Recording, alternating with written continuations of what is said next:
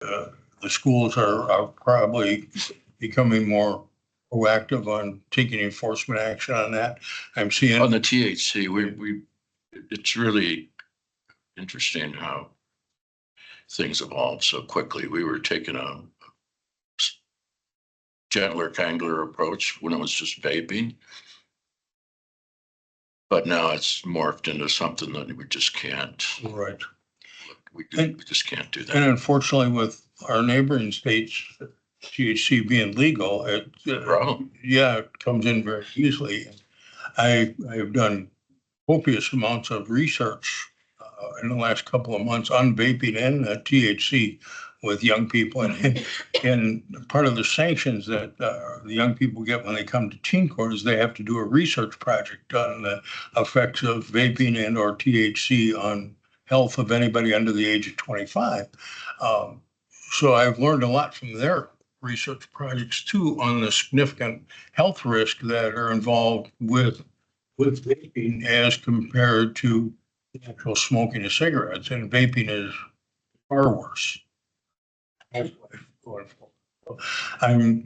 It's kind of created more work, but I'm glad to see a more positive approach.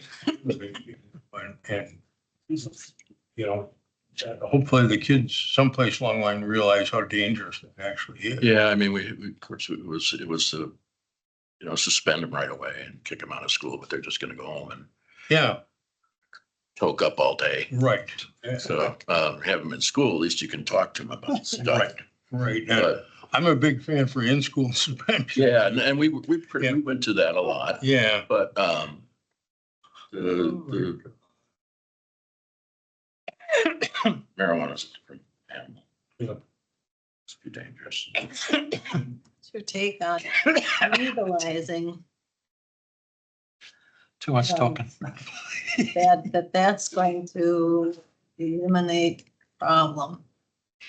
It doesn't. It eliminates some of the enforcement problem. And that's not going to be legal for the kids no matter what. Right. But, when the kids hear, oh, it's legal in any one of a number of places, they have the mindset that it's okay.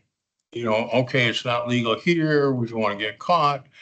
But if it's not harmful to kids in Minnesota, it's not harmful to kids in Wisconsin. And that's the perspective they deal with. So that becomes a major problem, is the mindset that you deal with going forward too.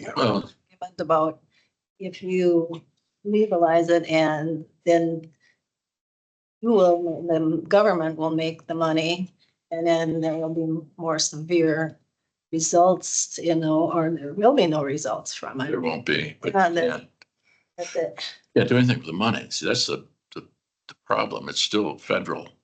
Yep. And you can't take drug money and put it into your security financial bank account. So they have tons of money stashed in their garage. Mm. And the other thing around here too, is we've had with the school is a lot of them get it from mom and dad. Yep. Yeah. And that, I've got a couple that I'm dealing with now, is the parents have the what's wrong with that attitude. And it's like, unfortunately, my teen court panel a couple of weeks ago, and we had a teen in there, and of course they appear with the parents, and then we go out and the kids kind of deliberate as to what happened. And the kid said, "Can we sanction the dad?" Unfortunately, you can't. But even the teen court kid, the panel realizes that there's a parental problem. Yeah, they're dealers, mom and dad, and grandpa. Yeah. Moving on, traffic court. I haven't had much in traffic court. I wonder now if that will pick up. If kids aren't in school and what have you. I've got 2 working on sanctions. One is past 2. I sent them out a reminder. And since I sent that out, I've gotten their research project back. So good. Prime for Life, at the time I wrote this, I had 4 pending. Now I've got 6 pending.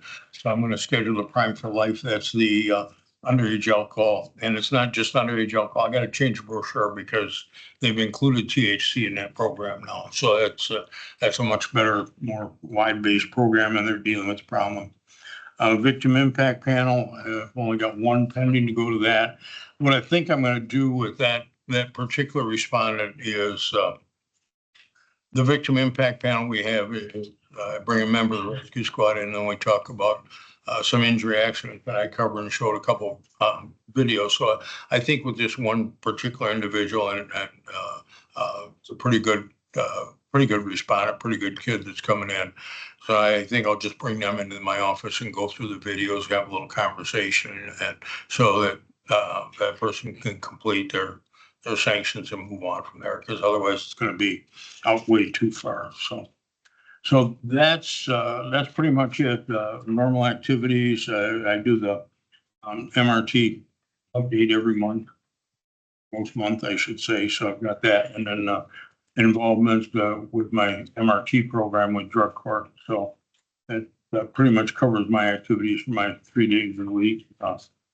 And then CJCC, you probably want to know about here shortly, so. Okay, Any questions on our RYP? You have any questions? Don't know what questions to ask at this point. Not yet. Okay. Maybe just to follow up with what you were saying, you know, other states around us have these things legal and people assume therefore it's okay. Yeah. Do they not understand the research that done it's in the program have done? The problem is here's, and as you said, some cases, the parents are a problem. Kids, and it's the 11, 12, and 13-year-olds where I'm seeing a big influx on it. And that's at the point where they stop listening to their teachers, and stop listening to their parents, and start listening to their peers. And that's what we really do a lot. You know, it's because all my friends are doing it, so it's okay for me to do it. And that's where we run into. And with the surrounding states having it legal, the accessibility comes in, and whether it's the parents bringing it or whatever, but that has created a big problem. And I know it's created a lot of problems in school, which Green and I have talked extensively about that.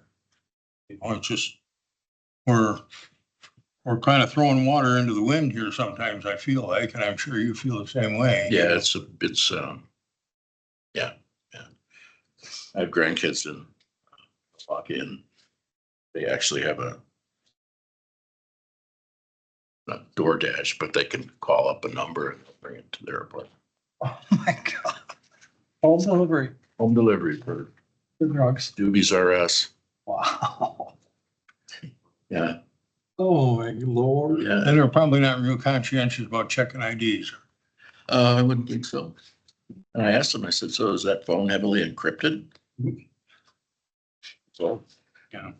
Gotta have this cop get a hold of your number and you're going straight to jail. Was that in a state where it's actually legal? No, they're in Milwaukee. Oh, Milwaukee. Yeah. See, That that, she isn't legal in Wisconsin, and I sincerely hope it never does become legal in Wisconsin. I mean, you've mentioned that several times. So, if these kids are actually getting it from a state where it's legal, they're probably getting THC. But if they're buying it from Joe Blow off the street, Who the hell knows? who knows what's in it? And like you said, they could have it laced with fentanyl or something. Yeah, Right. yeah, exactly. And that's gonna be the next tragedy, that's what's gonna happen. Yeah, Oh, yeah. you're exactly right. Somebody's gonna It does get happen. a whole lot of vapes and place them with fentanyl. And you know, my wife said, well, why would they do that to young kids? They'll get in a lot more trouble distributing to a kid. I said, it's future lifelong customers. You know, if you get somebody hooked that's 12 years old, you're gonna be selling dope to them for a long time. Yeah. So they die. Yeah. Of an OD. Did that answer your question? It More did. or less. Yep. Office on the 3rd floor. Anytime you have any questions or you say, what the heck's going on? He always has chocolate chip brownies. And they're not chocolate chip. They're fiber brownies. And fiber. No fiber. High fiber brownies. Oh, there you go. Yeah, no. Thank you. Okay, BJCC, JCC. okay. Meeting was on the 22nd, and we discussed a number of things, changing the bylaws requiring a quorum. Didn't have to do that. We already had it in the bylaws covering a quorum. What I wanted to bring up, and we're still working on, and I still want to get this done before I'm not head of CJCC anymore, is to develop a strategic plan for CJCC for the long term. You know, we discuss things that get brought up every month and then nothing gets carried forward. I need to know, I need to be able to inform you of what CJCC is going to be doing a year from now. Yeah. There's a mental health subcommittee now that, with a number of the people involved in the criminal justice aspect of mental health going forward, and that committee met, and they're working and developing some policies and procedures on dealing with mental illness as relates to law enforcement contact and justice system and the DA's office going forward. We didn't have much of an update on truancy. We're going to try and get that working back in court, because it seems like truancy court has disappeared over the last couple of years. I think to a certain extent, it does some good to bring these kids in and have to face the judge every week to answer to the truancy. That seems to have departed from that. A lot of, some places it's just being overlooked completely. Right. Yeah. Just disregard it. Not enforcing them. The Chad Grant people were here. Angie discussed that. We discussed that at the meeting. What we're mainly kind of looking at, and the DA and the sheriff and the new chief deputy, trying to develop a program to more extensively involve Huber and to utilize electronic monitoring. A lot of our other counties throughout the state have gone a lot to electronic monitoring with Huber and found a greater level of success. Sheriff's Department now has used Sun, the name of it, but which is fairly costly and has a. Yeah, Phil's trying to go in that direction. So Yeah. we'll do it ourselves. You know, so hopefully working together, we can get a policy and procedure in place, and we kind of wanted to have something for you guys by September, some kind of a working that. And that was pretty much the extent of our CJCC. The next meeting is June 6th, and that will be the program review committee meeting. So any questions as far as CJCC? That's in the morning, isn't it? Yeah, that's at 8 AM. You gonna stop and visit us on that one? As long as you got See some where time I'm now. at? Yeah, I got time. Okay, good. See where I'm at. Hmm? See where I'm at, June 26th. Yep, June 26th at 8 AM. Okay. Any other questions? I'll get out of your hair. Okay. Don't have any. We're asking them. Recovery course?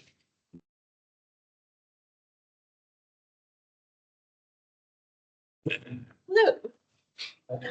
So as Rich said last week or the week before, I can't remember. Marcia and Heather from the DOJ came and observed a recovery court meeting, recovery court team hearing, just to evaluate, see how we're doing. When I asked how everything was, they said everything looked good and that they're sending us an evaluation report about 6 to 8 weeks. That happen every year? They try to get around every year. They've been in Rice Lake before, so they are just kind of making their way around all 54 and then some recovery courts for the state of Wisconsin. We were able to get a treatment provider back to a recovery court team. Cool. Melissa from Family Health Center has joined the team and has been attending. This was her second meeting this week. So she's been doing that and has been able to offer a lot of help in the treatment of the participants. And then we are currently working, like Rich said, I'm working with Matt, Tom Olman, Sheriff on getting EMP monitors for the jail that are more cost effective than what they're currently using. We currently have Securus monitoring that I use for my participants.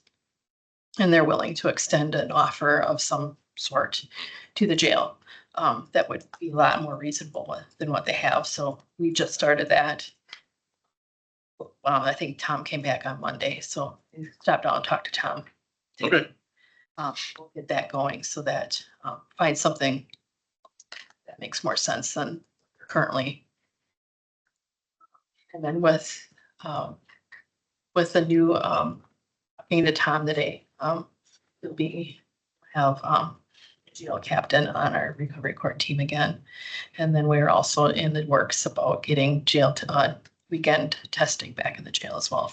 Are you guys all working toward, there was that Judge Barna sent us all that link to that article in the Wisconsin Counties Association about taking a different approach to putting people in jail, and it's kind Yeah, of centered that's- around what? Kind of, is it the yeah, sort we of try to roadmap?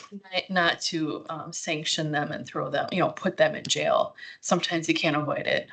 Yeah, right. There's bad people out there. Right. But that is, especially with the 4 participants that I have now, one starting in next week after next, they're progressing so well that they're starting to be able to go out and get jobs.